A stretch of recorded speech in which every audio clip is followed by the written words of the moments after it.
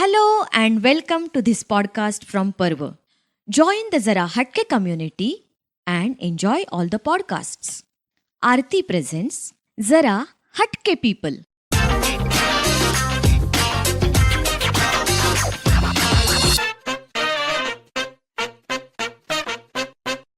पृथ्वी आपली आई आहे, निसर्ग माता ही आई आहे हे विचार कर आणि करत राहा. शेजारचा काय करतोय सोडून दे. Professor Sridhar Mahajan, or lovingly called as Bapu, is one of the most senior botanists in India today. He is nicknamed as living encyclopedia of plants and environmental studies. He has written more than 400 articles and 8 books on plants. He is 89 and my eldest guest on this podcast. But he literally proves that age is just a number. My co-guest for this episode is Dr. Parag Mahajan, a successful radiologist by profession.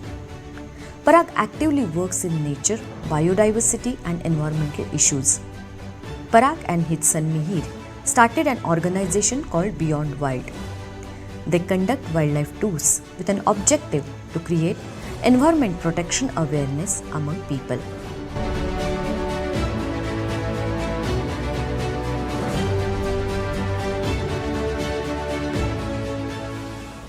I'm interviewing people who have chosen hatke and unique paths. This is episode 9, Jungle Lore with Bapu and Parag, knowing and discovering their journey through their own words. बापू, मी स्वतः 12वीपर्यंत botany शिकली आहे, पण complex taxonomy आणि अवघड Latin त्यामुळं कॉलेजमध्ये असताना कुठलीही झाडं फारशी जवळची वाटलीच नाहीत. तुम्ही बॉटनी फक्त शिकवलं नाहीत तर ते आयुष्यभर जगलात. हे कसं झालं? बरोबर आहे. चूक दुरुस्ती करायची आहे. सगळं बॉटनी म्हणजे टॅक्सॉनॉमी आणि लॅटिन असं अजिबात नाही आहे. हां, बॉटनीच्या 12 शाखा आहेत. बरं.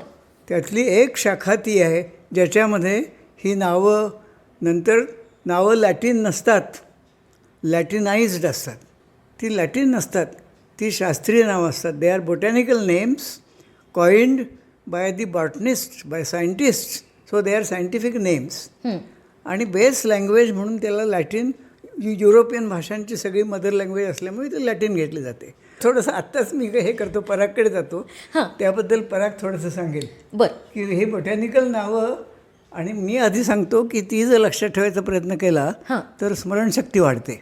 त्याबद्दल पराग थोडंसं सांगेल. तुझा जो प्रश्न होता की नावं लक्षात ठेवणं खूप अवघड आहे, आणि हे सगळ्यांचाच हा अनुभव आहे. आणि प्रत्येकजण, माझ्यावर तर खूप ट्रिपला येणारी जी लोकं आहेत त्यांना जेव्हा बॉटॅनिकल नाव सांगितलं जातं तेव्हा ते म्हणतात की हे असलं काही सांगू नको, कॉमन नेम सांग, ते लक्षात राहत नाही, खूपच अवघड आहेत. तर हे लक्षात ठेवण्याच्या 2 ट्रिक्स मी लोकांना सांगत असतो की हाऊ टू मेमराईज.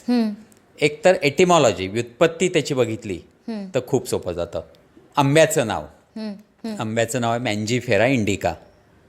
तर मँजीफेरा हे नाव संस्कृत मंजिरी, म्हणजे त्याच्या फुलोऱ्याचा जो प्रकार आहे, टाईप ऑफ इन्फ्लोरसन्स, हा मंजिरी प्रकारचा आहे. बरोबर. त्याच्यावरनं मँजीफेरा, तुळशीच्या मंजिरी, तुळशीची म्हणजे अगदी बरोबर. आम्रमंजिरी प्रसिद्ध आहेत ना, आंब्याचा मोहर जो असतो. हो. आणि इंडिका म्हणजे मूळचं भारतीय झाड. आणि माझ्या लहानपणीची ट्रिक तर तुला सांगितली, खूपदा ऐकली असशील. आम्ही भावंडांनी हे कशी नावं लक्षात ठेवली. लहानपणी एक बॉटॅनिकल नाव आम्ही आठवड्यात ठरवायचो. काय, फॉर एक्झाम्पल आत्ताचं उदाहरण मँजीफेरा इंडिका. आणि रात्री त्यावेळी बापूंचं एक गोखले कॉलेजमध्ये आंदोलन चालू होतं. बरं. प्राध्यापकांचं खूप मोठं आंदोलन, आणि त्याच्यासाठी मिटिंग्ज असायच्या रात्री अपरात्री, कधीही बापू यायचे परत. तर त्यामुळे बापू जेव्हा उशिरा यायचे रात्री, त्यावेळी बापू बाहेरनं एका बॉटॅनिकल नावाचं पहिला हाफ सांगायचे. म्हणजे आम्ही बाहेरनं विचारायचो की मँजीफेरा, आम्ही आतनं मँजीफेरा फक्त म्हणायचो. बाहेरच्या माणसांनी त्याचं इंडिका हे बॉटॅनिकल नाव पूर्ण केलं तर बाहेरचा माणूस हा बापू आहे. कारण कुठल्याही चोराला पूर्वी बॉटनी यायचं नाही, आणि बॉटनिस्ट हे चोर नव्हते. सो खूप इंटरेस्टिंग आहे. तू म्हणतेस हे टॅक्सिंग आहे सगळी नावं, पण त्याच्या मागचं हे लक्षात ठेवलं तर नंतर इंटरेस्ट वाढत जातो. तर अशी आम्ही खूप 50 नावं पाठ केली. दर आठवड्याला एक बॉटॅनिकल नेम. सुरुवात कशी झाली तुमच्यासाठी?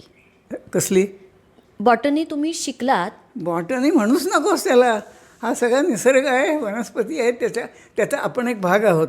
पुण्यासारख्या महानगरामध्ये जन्मलेला आणि काय मध्यमवर्गीय, त्याला काय म्हणतात, पांढरपेशा घरामध्ये जन्मलेला मी, बरोबर. आणि तो एकदम जंगली झालो. मला जर विचारलं कोणी एका शब्दात माझी ओळख करून द्यायची तर मी ओळख काय करून देतो, जंगली. कसे झालात तुम्ही जंगली? पण कसं काय ठरवलं तुम्ही हेच करायचं? सगळं पुणे एक जंगलच होतं त्यावेळी. आणि आमचं घर म्हणजे तुम्ही म्हणता शहरात आहे, शहरात नाही, अगदी खेडेगावात जसं असतं, मागे मोठं अंगण, परसबाग, विहीर, कात्राचा नळ, विहिरीवर राटांनी पाणी काढून आम्ही नारळाच्या झाडाला घालायचो, असं सगळं होतं. आणि त्याच्या मागच्या बाजूला कॉमन वॉल नाना फडणीसांनी बांधलेली, आणि बेलबाग विष्णू मंदिर, त्या विष्णू मंदिरची देवराई. पण मग या देवराईंमुळे तुम्हाला इन्स्पिरेशन मिळालं? आणि ह्याच्यामुळे इतके लहान वयात मी काही ठरवलेलं नाही की मी पुढे अमकं व्हायचं आहे, काही नाही असं ठरवलं. मग हे आपसूक झालं? हां, आपसूक झालं म्हणजे त्याचा धागा, त्याचा बॅकग्राऊंड ती असल्यामुळे त्याचा उपयोग झाला असणार, कळत नकळतच. की BSc आमच्या वेळेला तिन्ही विषय समान असायचे, केमिस्ट्री, बॉटनी, झुलॉजी. मी 3 विषयाचं CBZ मी BSc आहे. तिन्ही विषयांचं सारखं स्टेटस. आणि त्यात सगळ्यात जास्त मार्क मला झुलॉजीत मिळाले, आणि स्कोप जास्त म्हणून मला केमिस्ट्री MSc करायचं होतं. बरं.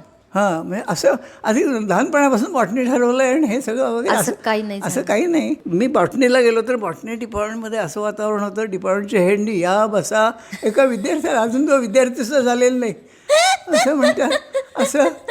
आणि असं घरच्यासारखं 9 विद्यार्थी आणि 4 प्राध्यापक. आणि पुणे विद्यापीठामध्ये अजून नवीन बिल्डिंग वगैरे काही झालेल्या नव्हत्या, दगडी बिल्डिंग आता दिसतात त्या. जुनं एक होतं जुनी बरॅक, त्याच्यामध्ये बॉटनी डिपार्टमेंट, शेजारचाच बंगला, तिथे त्या डिपार्टमेंटचे हेड राहायचे. ते म्हटले माझा बंगला आणि हे डिपार्टमेंट आपलं सगळं एकच आहे, तुम्ही केव्हाही घरी येऊ शकता, किल्ली घेऊन जाऊ शकता, लॅबोरेटरीत काम, अशा वातावरणात तुम्ही शिकला? मी शिकलो, MSc झालो. बरोबर. पण मग तुम्ही MSc जेव्हा केलं, वनस्पतीशास्त्र म्हणते मी आता, किंवा वनस्पतीशास्त्र आणि सायन्स असं म्हणते, तेव्हा तुम्हीही साधारण आम्ही जसं शिकलो तसंच शिकला असाल. त्यामुळे माझा पुढचा प्रश्न तो एक्सटेन्शन आहे काइंड ऑफ, की तुम्ही त्याच्यानंतर म्हणजे तुम्ही अनेक वर्ष प्राध्यापक म्हणून काम केलं आणि त्याच्याबरोबर संशोधनही करत होतात. हे करत असताना तुम्ही अनेक जी पुस्तकं लिहिलीत किंवा जे लेख लिहिलेत त्याच्यामध्ये संस्कृत श्लोक, छोट्या गोष्टी आणि झाडांची अतिशय आकर्षक माहिती, हे कसं घडलं? SSCलाही डिस्टिंक्शन मिळालं. SP कॉलेजला आर्ट्सला गेलो. इतकी आवड होती, संस्कृत, मराठी, इंग्रजी सगळ्या भाषांची आवड होती. आणि SP कॉलेज फार प्रसिद्ध आर्ट्स करता. तर पु. सहस्रबुद्धे, राशम वाळिंबे हे मराठी शिकवायला. सायन्सला फर्ग्युसन चांगलं. फर्ग्युसनला FY सायन्सला गेलो पुढल्या वर्षी, 1 वर्ष गेले ह्याच्यात. बरं. पण ही बॅकग्राऊंड, संस्कृत फार चांगलं, संस्कृतची आवड. नवाथे सर नमवित होते, त्याने शाळेत असताना रघुवंश आणि मेघदूत शाळेत असताना आमचं वाचून लावून घेतलं होतं. म्हणजे शाळा सुटल्यावर 1 तास जास्त बसून, ज्याला आवड आहे त्यांनी बसायचं, एक्स्ट्रा फी नाही. आणि जगन्नाथ शंकरशेठची स्कॉलरशिप मिळवण्याकरता ज्यांना इच्छा आहे असे 10-12 जण, त्यापैकी एक मी होतो. दुसरी गोष्ट अशी की असं सरळ MSc झालोच नाही मी. इकडे आर्ट्स 1 वर्ष करून मग BSc झालं. BSc होऊन MSc बॉटनी करायचं, नाव रजिस्टर केलं. तेवढ्यात एका मित्राबरोबर एम्प्लॉयमेंट एक्सचेंजमध्ये नाव घातलं होतं. MSc करायचं होतं, शिकायचं होतं मला खूप. आर्थिक दृष्टीने काही अडचण नव्हती, पण एम्प्लॉयमेंट एक्सचेंज नाव घातलं आणि त्यांचा कॉल आला मला, botanical survey of India, central government. आणि मी महाबळे सरांना सांगितलं हे मला आला आहे कॉल, पण मी काही इंटरव्ह्यूला जाणार नाही, कारण MSc माझं अर्धवट राहील. MScचं पार्ट 1 पहिलं वर्ष ते सुद्धा फक्त एक टर्म झालेली. आणि कॉल आला. महाबळे सर म्हणले सेंट्रल गव्हर्नमेंटची सर्व्हिस आहे आणि तुला खूप सेंट्रल गव्हर्नमेंटच्या खर्चाने खूप जंगलामध्ये सगळीकडे निसर्गात हिंडायला मिळेल, आणि आपण बघू काय करायचं ते MScचं वगैरे. इंटरव्ह्यूला तर जा, सिलेक्ट झालास तर काय करायचं बघू. मग सिलेक्ट झालो त्याच्यात. तर फार मोठे वनस्पतीशास्त्रज्ञ आणि वनस्पती वर्गीकरण शास्त्रज्ञ, टॅक्सॉनॉमिस्ट, डॉक्टर आघारकर, त्यांचं नाव त्या इन्स्टिट्यूटला आता दिलं आहे. एक्झॅक्टली. ते इंटरव्ह्यू घ्यायला मला होते. आणि मला हे आलं की कॉल आला की वा. आता जॉईन व्हायचं की नाही अर्धवट सोडून. ते म्हणले जॉईन मांबळे सर म्हणले की थेअरी तू पिरियड्सला नाही अटेंड केलंस तरी चालेल, संध्याकाळी येऊन प्रॅक्टिकल्स वगैरे केली केव्हाही केलीस तरी चालेल. आणि मी जॉईन झालो. एरिया आमची राजस्थान टू केरळ. आता म्हणजे MSc अर्धवटच राहिलं माझं ते. आणि 3.5 पावणे 4 वर्ष मी राजस्थान पाकिस्तान बॉर्डरवरती उंटावरचा शहाणाहून आणि केरळमध्ये हत्तीवरती हिंडून असं माझं निसर्गाचं हिंडणं सगळं झालं. त्याला नुसतं जंगल नाही म्हणायचं, निसर्ग. सो मग तिथून आता तुम्ही सांगितलं की तुम्ही MSc पण केलं मग, आणि तुम्ही मग बोटॅनिकल मावळे सर म्हटले हा विषय स्पेशलायझेशन टॅक्सॉनॉमी आपल्याकडे नाही आहे, तो सुरू करतो आहे आम्ही 1-2 वर्षात, तोपर्यंत थांब, तिकडेच थांब, जास्तीत जास्त अनुभव घे त्याच्यामध्ये, आणखीन जास्तीत जास्त ज्ञान मिळव. आणि तो विषय सुरू झाला की MScला इकडे ये. मग MScला आम्ही गेलो. साधारण 4 वर्षांनी, म्हणजे 4 वर्षाची गॅप पडली माझी. MSc पार्ट 1 आणि पार्ट 2 मध्ये. पण ते शिकणं होतं निसर्गात जाऊन, फार त्याच्यासारखं शिकणं नाही दुसरं. आता तिकडे गेल्यावर बॉटॅनिकल नावं माझ्या इतकीच कोणालाच हे नसतील, माहीत नसतील. म्हणजे वर्गात शिकवताना सुद्धा प्राध्यापक विषय मला विचारायचे, मी सांगायचो ते नाव, त्यांना जर ते आठवलं नाही किंवा अडलं काहीतरी. अशा ह्याच्यात मी जॉईन झालो. पुन्हा MScला मी हे आलो फर्स्ट क्लास फर्स्ट. आणि मग 3 वर्षांनी कोल्हापूरला गेलो. हे माहिती होतं का तुला? हो. 1963 ते 93, 30 वर्ष कोल्हापूर. याचं सगळं 11वी सायन्सपर्यंतचं शिक्षण कोल्हापूरलाच झालं. मग तिथून तुम्ही पुस्तकं लिहिणं, म्हणजे मी आणखीन तुमच्या फार उशिरा इतका मूर्खपणा केला. त्याच्या आधी मी करायला हवी होती. हां, सायन्सला गेलो तर फारच चमत्कारी झालं. फर्ग्युसनला सायन्सला गेलो ना. आता मग संस्कृत नाही, मराठी नाही. मग साहित्य परिषदेचा संध्याकाळी हे असायचं वर्ग, आणि मराठी साहित्य विशारद झालो. इतकं सगळं ज्ञान असून संस्कृत, बॉटनी, साहित्य विशारद. मी पुस्तकं केव्हा लिहिली, रिटायर होऊन पुण्याला आल्यानंतर सुद्धा लेख लिहायला सुरुवात केली. मग दिवाळी तिकडे काय वृत्तपत्रात खूप लेख झाले. आणि पहिलं पुस्तक 2009 साली माझं प्रसिद्ध झालं. पण मग हे करत असताना तुमचं वनस्पतीशास्त्राबरोबर मायक्रोबायोलॉजी, विश्वाची उत्पत्ती, जो तुमचा एक अत्यंत आवडता विषय आहे, अगदीच आवडता विषय, फार छान, आणि त्यावरचं संशोधन, हा प्रवास कसा घडला? हा त्याच्याशी फार संबंधितच आहे. वनस्पतीशास्त्राचा अभ्यास आपण खूप करत असताना हा विचार यायलाच पाहिजे की ह्या मुळात कशाने निर्माण झाले असतील, हे कुठे निर्माण झाले असतील, आणि वनस्पती, मग प्राणी आणि वनस्पती यांच्यातलं भेद केव्हा निर्माण झाला असेल, ही जीवसृष्टी केव्हा निर्माण झाली असेल. संस्कृत वाङ्मयात त्यासंबंधी काय रेफरन्सेस आहेत. ऋग्वेदामध्ये आहे 7 हे आहेत श्लोक आहेत. 7 श्लोकामध्ये जीवसृष्टीची उत्पत्ती ह्याविषयी ऋग्वेदात म्हटलेलं आहे. पण महाकवी कालिदासाचा बराचसा केला, आणि तो सगळ्यात आवडता. याचं कारण इतका त्याच्यामध्ये निसर्ग, एवढा अभ्यास, एवढ्या वनस्पतीशास्त्र हा शब्दसुद्धा लावणं बरोबर नाही आहे. इतका वनस्पतींचा अभ्यास महाकवी कालिदासाचा जगातल्या कुठल्याही साहित्यिकाचा, लेखकाचा, कवितेचा असणं शक्य नाही. या विषयात मी संशोधन केलं असं लोक म्हणतात. संशोधन नाही, थोडासा विचार केला, थोडा अभ्यास केला, थोडं वाचन केलं, आणि मला जे वाटलं ते, असं त्याला म्हणता येईल. तुम्ही आता संशोधन शब्दावर आक्षेप घेतलात, आणि माझा पुढचा प्रश्नच तो आहे की तुम्ही महाराष्ट्र, गोवा आणि पूर्व हिमालय इथल्या भागातील अनेक गोष्टींवर, फक्त वनस्पतींवर नाही, संशोधन केलं असं मी म्हणतीये, असा मी दावा करतीये.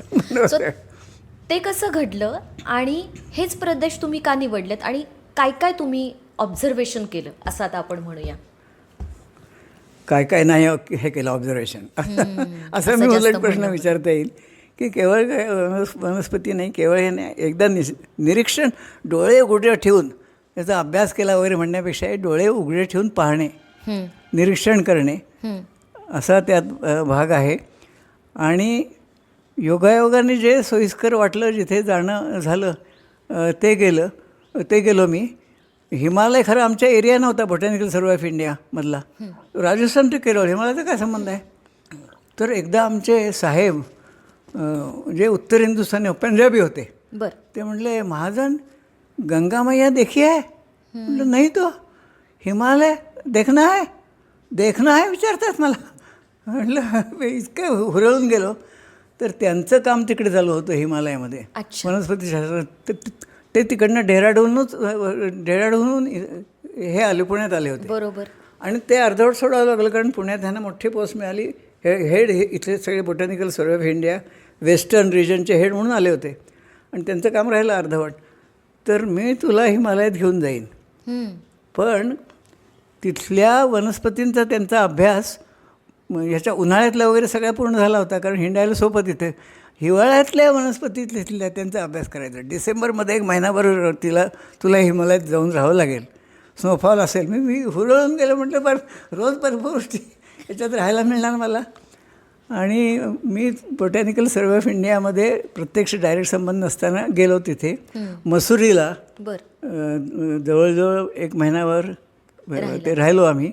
आणि त्या काळातही त्यांचा माझ्यावरच विश्वास होता की हा काम सिन्सिअरली करेल नक्की.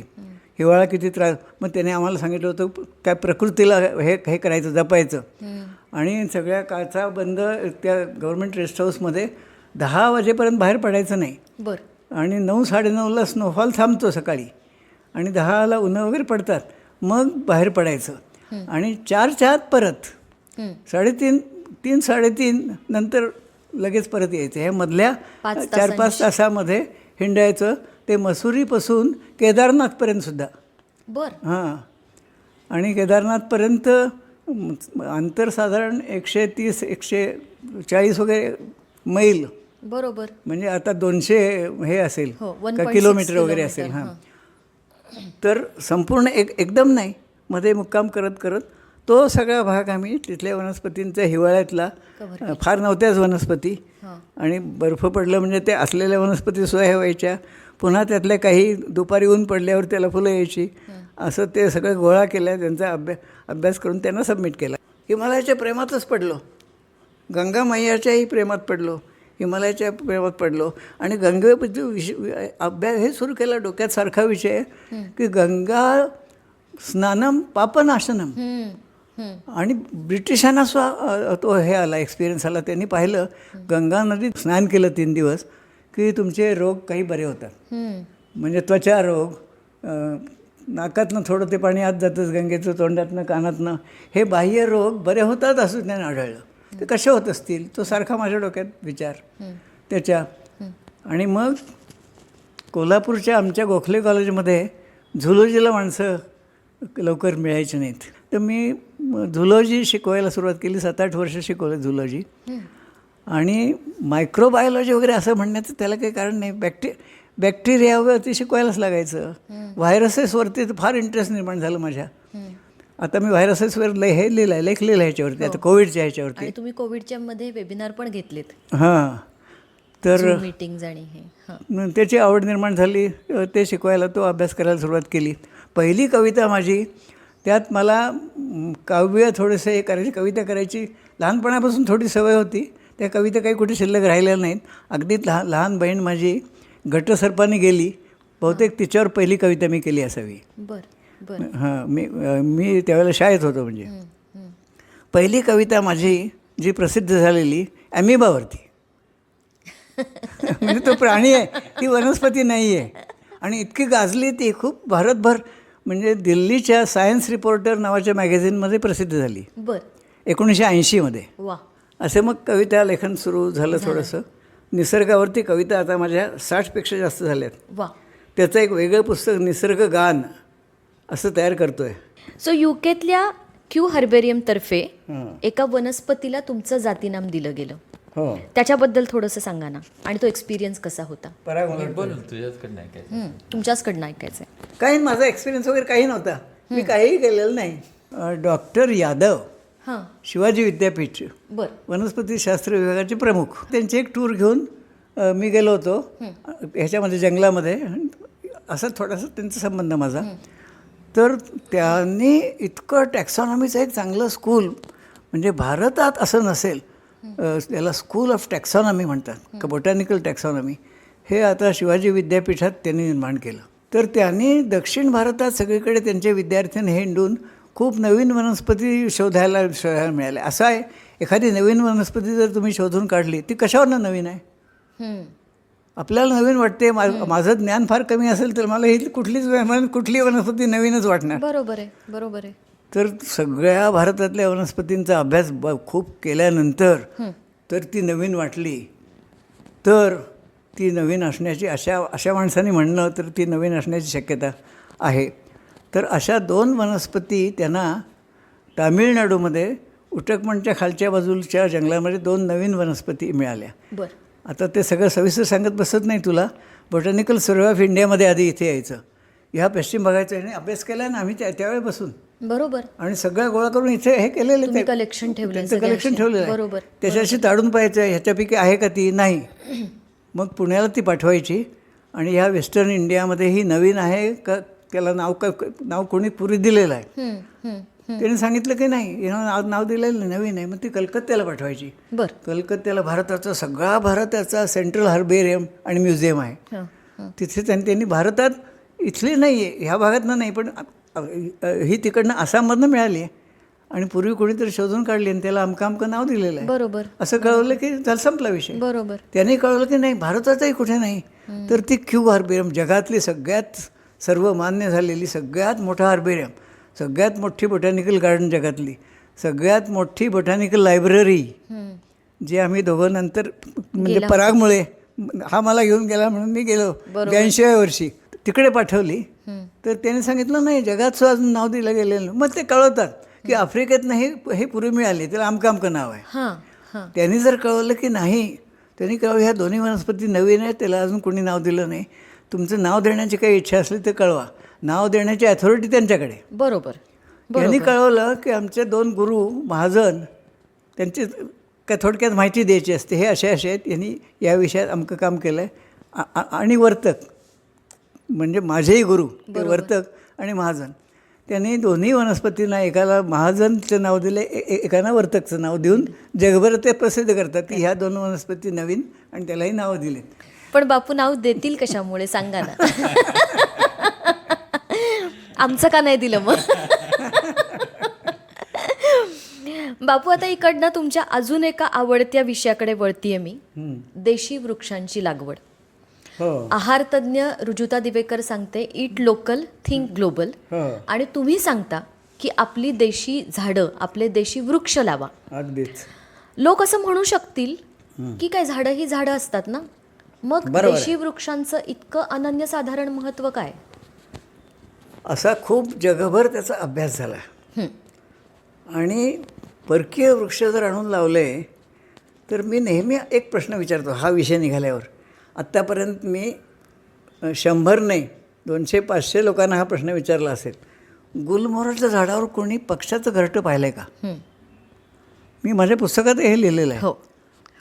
तर अजून मला एकानेही सांगितलेलं नाही. फक्त मी आणि माझा मित्र किरण पुरंदरे, तो पक्षीतज्ञ, दोघांनी बारामतीच्या जंगलात हिंडताना एकदा एका गुलमोहराच्या झाडावर एका बुलबुलाचं एक घरटं पाहिलेलं आहे.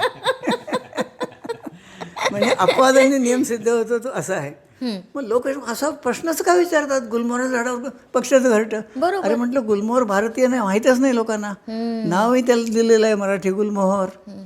ते 1840 साली पहिला गुलमोहर मुंबईला फुललेला लिखित नोंद आहे.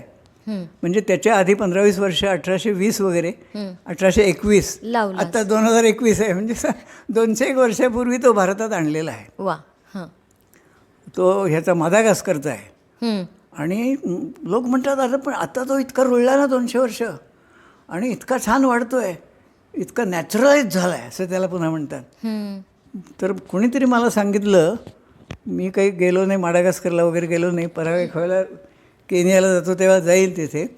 अहो माडागास्करपेक्षाही भारतात चांगले वाढतात गुलमोहर. शक्य आहे म्हटलं. का असं? तिथेच तो उत्क्रांत झाला आहे माडागास्करला, तिथे त्याचे स्वाभाविक शत्रू पण आहेत त्याला कंट्रोल करणारे, ते नाहीत आमच्याकडे. म्हणून काँग्रेस गवत का माजलं, एवढी सगळ्या शेतीचं एवढं वाटवं, त्याला कंट्रोल करणार नाही. अर्जेंटिनामधनं त्याच्या गव्हाबरोबर तो आलं त्याचं बी. परकीय जे असतात ते असे इतरांना सुबावळ इतक्यात सगळीकडे माजली आहे. अगदी. आणि त्यांनी म्हणजे डायव्हर्सिटी, काँग्रेस गवतांनी हर्बेशियस डायव्हर्सिटी कमी केली, सुबावळूंनी ट्री डायव्हर्सिटी कमी करत आणलेली आहे. ग्लिरिसिडिया आणखीन सुबावळ. अशा अनेक गोष्टी आहेत. ह्या फक्त दिसण्यातल्या गोष्टी आहेत.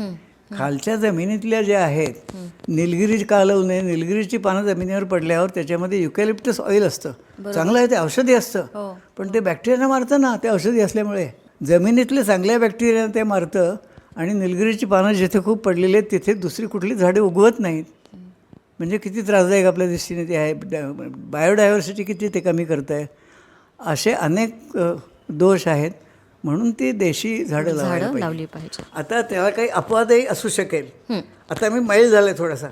पहिल्यांदा ही चळवळ जेव्हा आम्ही सुरू केली पुण्यात, मी सेवानिवृत्त होऊन आल्यानंतर 93 साली मी पुण्यात आलो सेवानिवृत्त होऊन. त्याच्यानंतर 95-96 म्हणजे आता 20-25 वर्ष झाली. 25 वर्ष आता खूप लोकांना आता हे समजलं की देशी झाडं लावणं चांगलं आहे. म्हणजे खूप लोकांना, म्हणजे कसं, मुख्य फॉरेस्ट डिपार्टमेंटचे टॉपमोस्ट ऑफिसर्सची आमची चर्चा व्हायची. योगायोगाने माझे मित्रच होते, 2-3 ओळीनी chief conservator forest of Maharashtra, म्हणजे प्रिन्सिपल चीफ कॉन्झर्वेटर. नंतर पुणे महापालिकेचे यशवंत खैरे उद्यान अधीक्षक, ह्यांनासुद्धा पटलं. त्यामुळे आता पुणे महापालिका जी रोपं तयार करते, लावते त्यांच्या भागात, ती देशी झाडांची लावते. हे असं आता पुष्कळसं त्याला यश मिळालेलं आहे. आणि अमेरिकेमध्ये, म्हणजे US मध्ये, कॅनडामध्ये तुम्ही जर गेलात तर जाताना कुठल्याही बिया, कुठल्या झाडाचे रोप घेऊन जायला परवानगी नाही. का? बाहेरची विदेशी झाडं आणायची नाहीत. बरोबर. देशी झाडं कोणती हे कळावी म्हणून ती पुस्तकं. बरोबर. ती नुसती पुस्तकं नाही. त्याच्या आधी 10 वर्ष पुणे परिसरातल्या टेकड्यांवर सगळीकडे हिंडून वृक्ष परिचय कार्यक्रम, की वृक्षांचं ओळख करून द्यायची. आणि ओळख झाली, आपल्याला एखाद्या माणसाची ओळख झाली की आपल्याला जास्त चांगलं वाटतं. मग त्याचं नाव माहीत झाल्यावर आणखी जवळीक वाटते. त्याच्याबद्दल गोष्ट सांगितली की अजून छान वाटतं. आणि मग प्रेम निर्माण होतं. असं हे जे आहे, तर ते असं केलं. मग हे लिहायला पाहिजे असं ध्यानात आलं की हे वृक्षांचा परिचय करून देण्याकरता मुख्यतः ती पुस्तकं लिहिली. मग ती सर्वसामान्यांकरता आहेत. इतरांना ते त्या वृक्षाची माहिती कळावी, त्यांना गोडी लागावी म्हणून मग वाङ्मयातले काही रेफरन्सेस, महाभारतातले, मराठी वाङ्मयातले काही आहेत. आणि उदाहरणार्थ पहिलं पुस्तक आहे, त्यातलं पहिला वृक्ष आणि मराठी अल्फाबेटिकल अध्यक्षरानुसार पहिलं अच असणार. म्हणजे अर्जुन आहे पहिला. आणि अर्जुनची माहिती लिहिताना पहिला रामायणातला श्लोक आहे. आणि शेवटी धन्वंतरी निघंटू म्हणून आयुर्वेदातला एक फार महत्त्वाचा ग्रंथ आहे. अनेक ग्रंथ आहेत, पण अभ्यासांती वैद्यांच्या असं ध्यानात आलं की धन्वंतरी निघंटू हा खरा आद्य हा ग्रंथ असावा. मग तो घेऊन एक वैद्य आणि मी तेवढ्याकरता पुन्हा सह्याद्रीमध्ये वेगळे येणलो आम्ही सगळे. आणि त्याच्यातले वनस्पती म्हणजे कोणते आहेत, बोटॅनिकल नाव त्यांचं, त्या वनस्पती ओळखू येत नाहीत ना. रासना फार महत्त्वाची वनस्पती आहे, पण कुठली रासना कशी ओळखायची? आणि भारतात 12 वनस्पती निरनिराळ्या भागात रासना म्हणून वापरल्या जातात. ते 11 चुकीचे असू शकते, कदाचित 12ही चुकीचे असू शकते. बरोबर. तर निश्चित रासना ओळखायला फार धन्वंतरी निघंटूमध्ये बॉटॅनिकल टर्म्स वापरल्यात. ते वैद्य होते, माझ्यापेक्षा सिनियर वयाने होते. त्यांनी त्या वयातही 70च्या पुढे वनस्पतीशास्त्राचा पुष्कळ अभ्यास केला. त्या मानाने मीच थोडा करंट्या पडलो. आयुर्वेदाचा एवढा अभ्यास केला नाही. वडील माझे आयुर्वेदाचे डॉक्टर असून. पराग, आता मी थोडं तुझ्याकडे वळते. खरं तर व्यवसायाने तू रेडिओलॉजिस्ट आहेस. तुझी प्रॅक्टिस अतिशय उत्तम चालते. पण त्याचबरोबर नेचर कॉन्झर्वेशन, बायोडायव्हर्सिटी, जंगल टुरिझम याचा तू पुरस्कर्ता आहेस. बापूंनी आत्ता आपण ज्या पुस्तकाबद्दल इतकं बोललो किंवा बाकीची, त्या पुस्तकातले कितीतरी फोटो तू स्वतः काढलेले आहेस, बहुतेक सगळे. सो तुझ्या या हटके करिअरचं श्रेय बापूंना जातं का? नक्कीच. आत्तापर्यंत तू ऐकलंसच बापूंच्या तोंडून निसर्गाविषयी, वनस्पतींविषयी. आणि हे तू आत्ता जे ऐकलंस ते मी पाळण्यात असल्यापासून ऐकतोय. बरोबर. या सगळ्या गोष्टी, इंटरेस्टिंग फॅक्ट्स, निसर्गाविषयी, झाडांविषयी माहिती, घरी डिस्कशन लहानपणापासून वेगवेगळ्या विषयांवर व्हायचं, त्याच्यात फक्त वनस्पती नसायच्या. तर आत्ता जे तू ऐकलंस त्याच्यात संस्कृतही यायचं, कालिदासही यायचा. थोडक्यात काव्य, शास्त्र, विनोद अशा तिन्ही गोष्टी भरभरून असायच्या. बरोबर. पण लहानपणीच बापूंकडनं माझे आजोबा आणि पणजोबा यांच्या मी खूप कथा ऐकल्या होत्या. आणि दोघंही डॉक्टर. माझे पणजोबा सुद्धा त्यावेळेचे डॉक्टर, आयुर्वेदिक नाही, पणजोबा आयुर्वेदिक नाही. ते ॲलोपॅथी डॉक्टर. त्यावेळेचे ॲलोपॅथिक म्हणजे टिळकांचे समकालीन आणि अतिशय नावाजलेले पुण्यातले डॉक्टर. बर. जोगेश्वरीच्या इथे त्यांचा दवाखाना होता आणि दवाखान्यात म्हणजे जोगेश्वरीच्या इथे आमचं जे घर आहे पिंपळाच्या पाराच्या इथे, तिथून माझी आजी सांगते ते पार जोगेश्वरी मंदिरापर्यंत पेशंटची रांग असायची. आई ग. इतके प्रसिद्ध. आणि हे कुठेतरी लहानपणापासून मी ऐकत आलोय की आजोबा आणि पणजोबा. आणि मी तेव्हाच ठरवलं होतं की, आणि आमच्याच पिढीत कोणी डॉक्टर नाही, माझ्या पिढीत. तर तेव्हा मी ठरवलं होतं की डॉक्टर झाला. की डॉक्टर व्हायचं, हे मी तेव्हा ठरवलं होतं. पण एक ग्लॅमर म्हण, भयंकर आदर त्या व्यवसायाविषयी, तेव्हा फार लहानपणी मी ठरवलं होतं की, आणि हे चालूच होतं माझं, निसर्ग, पर्यटन आणि वनस्पती, त्याची आवड, जंगलात हिंडणं. म्हणजे माझी पहिली जंगलातली जी ट्रिप आहे ती मला आठवती, मी KGत असताना बर. बापूंबरोबरच कोल्हापूरजवळ कात्यायनी नावाच्या एका जंगलात गेलो होतो. ते अजून मला लक्षात आहे ती पहिली ट्रिप. मग तेव्हापासून माझी जंगल भ्रमंती सुरूच आहे. पण तेव्हाच मी ठरवलं होतं की हे करिअर माझं असणार नाही आहे. बर. ह्याच्यात आवड ही आयुष्यभर जोपासीन. म्हणजे कारण तुला डॉक्टर व्हायचं. डॉक्टर व्हायचंच होतं म्हणून. करिअर हे डॉक्टरच. आणि हे मला हे माहीत होतं की कधीही मी साईड बाय साईड करू शकेनच. कारण घरातच चालता बोलता ग्रंथ आहे. एकंदर घरची परिस्थिती पाहून हे लक्षात ठेवलं असेल की डॉक्टर होणे जेवढे फायनान्शियली तेवढे हे असणार नाही. तर मी ठरवल्याप्रमाणे डॉक्टर झालो, प्रॅक्टिस सुरू केली. हे साईड बाय साईड सुरू होतं. आणि मग लक्षात आलं की लहानपणी फक्त मी जंगलात हिंडलो, आधी जंगलं बघायला सुरुवात केली, मग त्याच्यात इंटरेस्ट निर्माण झाला. मग लक्षात आलं की फक्त इंटरेस्ट पुरेसं नाही आहे, मग त्याच्यात अभ्यास करायला सुरुवात केली. त्यामुळे माझं पोस्ट ग्रॅज्युएशन झाल्यानंतर मी एक्सटर्नली MSc एन्व्हायरमेंट आणि इकॉलॉजी हे कंप्लीट केलं. बरोबर. की नुसतंच बोलतोय, ह्याला काही कसला तरी आधार पाहिजे आणि काहीतरी शास्त्रीय त्याचं ज्ञान पाहिजे, म्हणून ते कंप्लीट केलं. बॉटनीतले कोर्स केले, फील्ड बॉटनीतला एक कोर्स कंप्लीट केला त्याच्यात इंटरेस्ट असल्यामुळे. आणि मग लक्षात आलं की आधी मी सांगितल्याप्रमाणे आधी फक्त इंटरेस्ट, मग शास्त्रशुद्ध अभ्यास, जंगलांच्या आणि झाडांच्या प्रेमातच पडलो होतो. आणि आता असं लक्षात आले, आता अशी स्टेज आली की मला नुसतं प्रेम आणि इथपर्यंत राहिलेलं नाही आहे, तर त्याच्याविषयी आता आदर निर्माण झाला आहे की. आणि मग असं ठरवलं की आता उरलेलं आयुष्य आहे, डॉक्टरी तर चालूच आहे, हा पेशा चालूच ठेवेन, तोही मला तितकाच आवडतो आहे. पण निसर्गाविषयी आवड, नुसती आवड नाही, आवड ही पहिली स्टेज झाली. आणि मग संवर्धनाविषयी लोकांच्यात जनजागृती करणं, हे आता मी ध्येय ठेवलेलं आहे आयुष्याचं उरलेल्या. सो तुमच्या दोघांचं म्हणण्यापेक्षा अख्ख्या महाजन कुटुंबियांचंच म्हणूया आपण. जंगलप्रेम खूप माहिती आहे, त्याबद्दल थोडं जाणून घ्यायला आवडेल. आणि तू जे जंगल टुरिझम करतोस, how does jungle tourism help nature and human? जंगल हा विषय इतका वेगळा. लहानपणापासून मुलांना, मी कोल्हापूर पुणे नेहमी प्रवास करायचो. सुरुवातीला मुलं छान रंगतात, हे बघ बाहेर हम्मा दिसते, झाड दिसते, पाणी दिसते, मग कंटाळतात, कुरकुरायला लागतात. तोपर्यंत घाट आलेला असतो. आणि मग आई किंवा वडील, बघ आता गप्पा बसायचं, नाहीतर बाहेर सोडीन तुला, बाहेर बघ जंगल आहे, जंगलात वाघ सिंह असतात. जंगल म्हणजे वाघ सिंहांत ते टपून बसलेत, त्यात तुम्हाला सोडलं की ते खाऊन टाकणार. ही कल्पना अगदी चुकीची आहे. तर माझं एक वाक्य सांगून मी थांबतो इथे, की पुण्यातल्या कुठल्याही रस्त्यापेक्षा भारतातलं कुठलंही जंगल जास्त सुरक्षित असतं. घनदाट जंगलामध्ये खाली पथाऱ्यात बरोबर नेलेलं अंथरायचं आणि झोपायचं. आणि शेजारी ओढा आहे, त्या ओढ्याचं नाव आहे वाघाचं पाणी. हे कधी झालं आहे? 1982, 25 एप्रिल 1982. आणि हे कोणाबरोबर झालं आहे?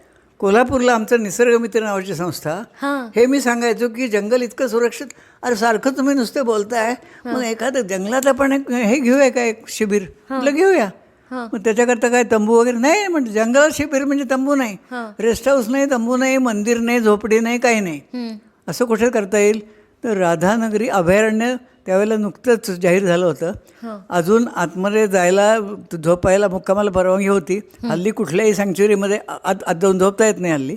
त्यावेळेला परवानगी होती. मग तिथे आपण काढूया कॅम्प.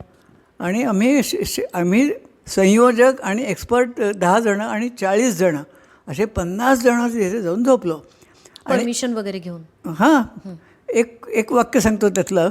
सगळ्यांना सांगितलं होतं की लाईट बेडिंग आणि ब्लँकेट मात्र घेऊन यायचं.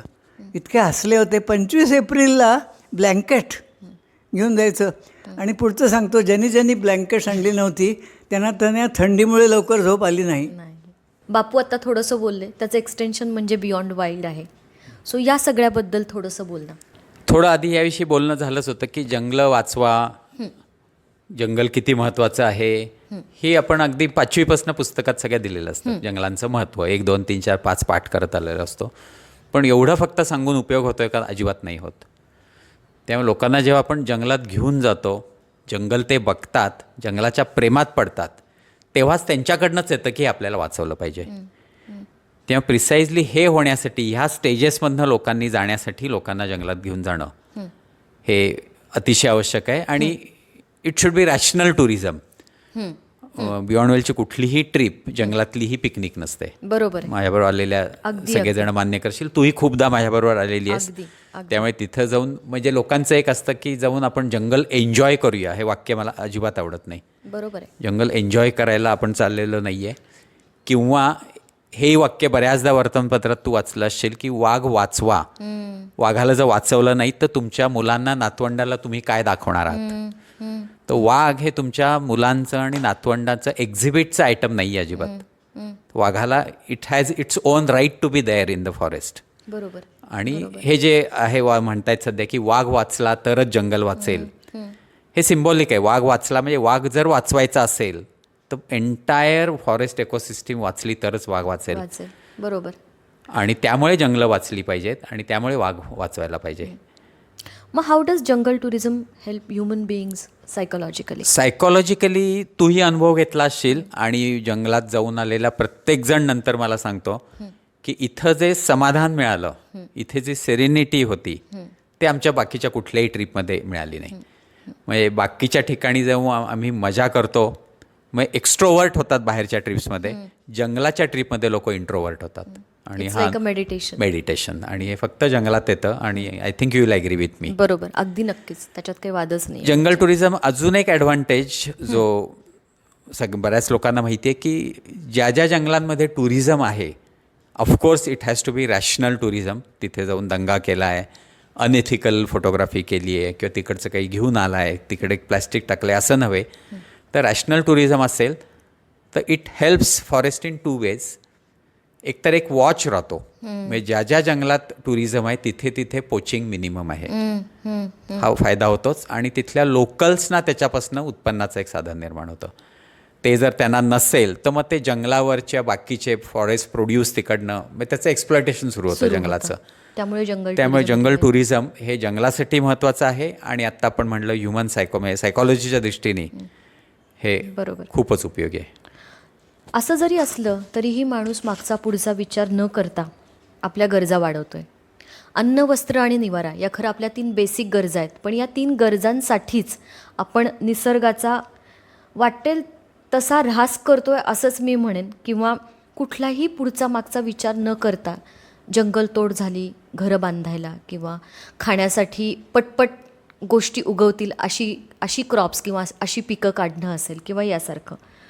सो हे सगळं कुठं थांबेल असं तुम्हाला वाटतं? मला माहिती आहे की मी खूप वेगवेगळ्या विषयांवरती जातीये, पण मला मॅक्सिमम कव्हर करायचं आहे तुमच्या दोघांकडून. सो मी टच करतीये, टच अँड गो प्रत्येक टॉपिक. फारच चांगलं आहे हे तू म्हणतेस ते. आणि आत्ता जी परिस्थिती एकंदर दिसते जगभर, त्याच्यावरनं हे कुठे थांबेल असं नाही. आणि खूप शास्त्रज्ञ ह्याविषयी विचार जे करतात, विचारवंत म्हणता येईल, विचारवंत वैज्ञानिक, ते म्हणतात की मनुष्य हे संपूर्ण विनाश करूनच थांबेल. त्याच्या आधी थांबायची माणसाची आकलन शक्तीच नाहीशी झालेली आहे असं समजा, किंवा ती वेळ निघून गेलेली आहे थांबायची. आता थांबलं तरी काही त्याचा उपयोग होणार नाही. इतकी परिस्थिती अगदी कड्याच्या टोकाशी आपण आलेलो आहोत की काय असं वाटण्याजोगी खरं म्हणजे परिस्थिती आहे. बापूंनी सांगितलं तेच मी वाचत आलो आहे बऱ्याच ठिकाणी. बापूंनी जे सांगितलं वाक्य ते अल्बर्ट श्वाइट्झर नावाचा तत्ववेत्याचं आहे की आत्ताचं जे विकास चालला आहे तर त्याविषयी काही बोलणं हे चुकीचं आहे. कारण ज्यांना हे कळतंय चुकीचं आहे आणि जे त्याच्यानुसार जे वागतायत असे नगण्य आहे. सो माझा पुढचा प्रश्न खरं तर त्याच्यावरतीच होता. आपण खूप वेळा बोललो आहे पराग ह्याच्याबद्दल. मिनिमिलिझमचा तू खूप प्रचार करतोस स्वतः, आणि कोविडच्या काळात बहुसंख्य लोकांना लॉकडाऊनमध्ये असताना ते कळलेलं असणार आहे की आपल्या गरजा खरं तर एवढ्या कमी असतात, काहीही विशेष लागत नाही. सो तुला वाटतं का की आपण जर सिम्प्लिस्टिक लाईफस्टाईल ठेवली त्याचा कुठे फायदा होईल हा नाश वाचवण्यासाठी? नक्कीच होईल. म्हणजे हे जर सगळ्यांनी पाळलं तर हे नुसतं फायदा म्हणजे बापू म्हणतात की 100% नाश होईल, तो कदाचित रिव्हर्टही करता येईल. पूर्वीचा जो एक थोडासा डिरॉगरेटरी शब्द होता काटकसरी, त्याची खरं म्हणजे आज गरज आहे. चंगळवाद हा शब्द जाऊन काटकसर. अजून एक सांगावंसं वाटतं इथे की सध्या जे चाललंय रिसायकल करा, किंवा non conventional source of energy वापरा, विंडमिल्स वापरा, त्याच्यामुळे हे सगळं वाचेल, हे सगळं मिथ आहे, थोतांड आहे सगळं. Yes. So fact is no technology can solve any environmental problem created by technology. आणि हे सगळ्या सायंटिस्टला माहिती आहे, पण त्याच्यात वेगळं अर्थकारण असल्यामुळे केवळ चालू आहे. सो बेसिकली आपण परत मागे जाणं इज द ओनली सोल्युशन. अगदी. ते आता किती मागे जाऊ शकू हे आपल्या हातात आहे. काही लोक अगदीच नगण्य आहेत, ऑलरेडी मागं गेलेली आहेत, पण यांची जर संख्या वाढली तर नक्कीच निसर्गाचं आणि पर्यावरणाचं काहीतरी भलं होणार आहे. दिलीप कुलकर्णींचं एक वाक्य सांगू का यावं? दिलीप कुलकर्णी म्हणतात की जे नेते, पुढारी किंवा मंत्री वगैरे असतील, असे जे कोणी म्हणतात की आम्ही विकासही साधू आणि पर्यावरणाचंही रक्षण करू, ते एकतर खोटं बोलतात किंवा ते अज्ञानी आहेत. आत्ता जो ज्याला तुम्ही विकास म्हणतात तो साधून पर्यावरण वाचणं शक्य नाही. सो बापू, तुमच्यासाठी पुढचा प्रश्न माझा असा आहे की तुमच्या दीर्घायुष्याचं रहस्य काय एकतर, आणि म्हणजे तुम्ही मला म्हणालात की 82व्या वर्षी तुम्ही लंडनला UK जाऊन आलात, आता त्यालाही कितीतरी वर्ष झाली. तुम्ही या काळात आत्ता अनेक पुस्तकं लिहिताय, संशोधन करताय. What steel motivates you? What steel keeps you going? हा प्रश्न सर मला अगदी हे वाटतं रहस्य वगैरे नाही, पण ही खूप मोठी गोष्ट का आहे माहिती आहे का? कारण आपण आत्ता जे सगळं बोललो, आपण चंगळवादाविषयी बोललो, गरजा वाढवण्याविषयी बोललो, त्यामुळे माणसांना खूप लहान वयात अनेक रोग जडलेले आहेत. बाहेर जाऊन जिम करण्यापेक्षा घरी केअर काढला आणि पुसलं तर दोन्ही गोष्टी साध्य होतील, व्यायामही होईल आणि स्वच्छताही होईल. जगभर याच्याविषयी सर्वे झाला. लॉन्जेव्हिटी बऱ्याच ठिकाणी, आता सायबेरियात काही पॅचेस आहेत, जपानमध्ये काही अशा कम्युनिटीज आहेत की तिथे आयुष्यमान प्रचंड आहे. इकिगाई तू वाचलंच असशील. तर त्याचं उत्तर त्यांना ह्याच्यातच मिळालंय की इथे का जास्त आहे आयुर्मान, तर 2 त्यांना कारणं सापडली. एक म्हणजे कायम सदैव काम करत राहा, कार्यरत राहा काहीतरी करून, की मी आता 70चा झालो, आता मी हे करू शकत नाही, हा शब्दच उच्चारायचा नाही, करत राहा. आणि दुसरं, शेवटपर्यंत जगण्याला काहीतरी पर्पज पाहिजे. त्या दोन्ही गोष्टी बापूंच्या त्याच्यात मला दिसत आहेत की अजूनही दिसत आहेत. हां, की काहीतरी बापूंना अजून निसर्गासाठी करायचं आहे, वनस्पतीसाठी करायचं आहे, हा पर्पज आहे. आणि अजूनही झाडू पोछा बापू घरचं करतात. वा. तर लोक म्हणतात, अरे काय तुझं आईवडिलांवर प्रेम नाही का? तू आत्ता आईला ती 85 वर्षाची आणि पुसायला घरचं पुसू देतोयस तू. म्हटलं त्याच्यावर माझं फार प्रेम आहे म्हणून मी पुसू देतो. बापूंचं वय किती आहे? बापू आता 89. आणि दोघांचीही कामं आहेत, आणि कामं ह्या वयात डेफिनेटली करायला पाहिजेत. जे म्हणजे जी मुलं अशी करू देत नाही आहेत आईवडिलांना कामं, ते चूक करतायत. आता मी योगासनं करतो. रहस्य काही विचारायला लागलं तर तू आता काही मला सांगता येईल की व्यायाम केल्याशिवाय जेवायला मला परवानगी नाही. मला ही तुम्ही स्वतः ठरवलेली गोष्ट आहे. तर सकाळी व्यायाम म्हणजे तिला फार आवडेल की आणि लोक म्हणतात स्थिरम सुखम आसनम, असं आसनाच्या बाबतीत पाहिजे. ते सुख पाहिजे आणि त्यांनी तुम्ही स्थिर राहायला पाहिजेत. हे करतो. दुसरं माझं एक कदाचित ते कारण असू शकेल, माझ्या काही गुरूंच्या बाबतीत मी ऐकलेलं आहे की मला कोणाशीही माझी स्पर्धा नाही आहे, कोणाशी द्वेष राग वगैरे नाही. मला PhD मिळू नये अशी व्यवस्था झालेली आहे. बोटॅनिकल सर्व्हे ऑफ इंडियामध्ये मी केलेलं काही काम PhDचं त्यांनी पंजाबी आणलं आणि त्याला दिलं, आणखीन माझं हिरावून घेतलं गेलं. सो आपण म्हणूया की व्यायाम, इकिगाई, योगा आणि कोणाशीही माझी स्पर्धा नाही, कोणाशी वाकडं नाही, आणि सम पर्पज. मेन इज शेवटपर्यंत काम करत आता राहा. जास्तीत जास्त वनस्पतीशास्त्र मला मायबोलीत आणायचं आहे. म्हणूनच हे पॉडकास्ट बापू मी मराठीतून करते. मी एकटा किंवा एकटी हे जग कसं वाचवू शकेन, हा निसर्ग कसा वाचवू शकेन, असं जे म्हणणारे असतील त्या लोकांना तुम्ही काय टिप्स द्याल? मी आधी बोलतो आणि अगदी शेवट बापूंना करू देत.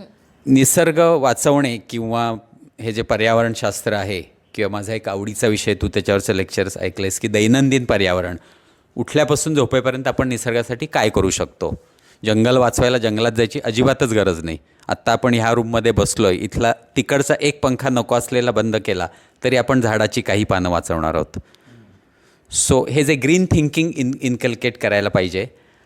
आणि तू जे म्हणतेस की एकटा काय करू शकणार, याविषयी खूप बोलल्यानंतर मी एकदा फ्रस्ट्रेट झालो आणि ह्या विषयातले माझे गुरु दिलीप कुलकर्णी, त्यांनीच हे पुस्तक लिहिलं आहे दैनंदिन पर्यावरण. त्यांना एकदा मी जाऊन भेटलो की मी खूप फ्रस्ट्रेट झालो आहे. मी बोलणारा एक आहे आणि न पाळणारे किंवा निसर्ग पर्यावरणाच्या विरुद्ध वागणारे अगणित लोक आहेत आणि माझं फक्त लेक्चर ऐकतायत, निघून जात आहेत आणि घरी गेल्यावर तसंच वागतायत. तर हे मी थांबवू का? तर दिलीप काकांनी फार सुंदर उत्तर दिलं. त्यांनी मला सांगितलं, मीही या स्टेजमधनं गेलो, मीही गेली 30 वर्ष हेच करत आलो आहे आणि माझी एकदा ती स्टेज आली. आणि मग असा विचार केला आणि माझं जे उत्तर तेव्हा मला आलं ते तुला मी आत्ता सांगतो आहे, ते ऐक आणि सुरू ठेव. तर म्हणलं असा विचार कर की तुझी आई कुठल्या तरी एका दुर्धर आजाराने, टर्मिनल इलनेसनी आजारी आहे, अगदी मृत्यूशय्येवर आहे. तुला माहिती आहे की तू डॉक्टर आहेस, काही करून काही उपयोग होणार नाही. तर तू तिची शुश्रूषा करशील का सोडून देशील? शुश्रूषा करीन मी म्हटलं. तो म्हणला पृथ्वी आपली आई आहे, निसर्ग माता ही आई आहे, हे विचार कर आणि करत राहा. शेजारचा काय करतो हे सोडून दे. आणि तेव्हापासून मी हे परत चालू ठेवलेलं आहे. हो, अगदी बरोबर. त्यांनी छान सांगितलं, परागने सांगितलं, तेच मला सांगायचं आहे. आणि मी एकटा ह्या बाबतीत काय करू शकतो? प्रत्येकजण एकटाच आहे आणि सगळेजण अनेक व्यक्ती मिळूनच ही समष्टी तयार होते. तेव्हा सगळ्यांनी मिळून काहीतरी करायला आधी आपण वैयक्तिक दृष्टीने तुम्ही सुरुवात करायला पाहिजे. हे एक आहे. दुसरं, काहीतरी केल्याचं समाधानही तुम्हाला मिळतं. हा त्याच्यात एक दुसरा एक फायदा आहे. आणि तुम्ही समाधानी असणं हा सुद्धा सर्वांच्या दृष्टीने, तो पृथ्वीच्या दृष्टीने तो ती एक चांगली गोष्ट आहे. कसा वाटला हा एपिसोड तुम्हाला? कमेंट्समधून जरूर कळवा.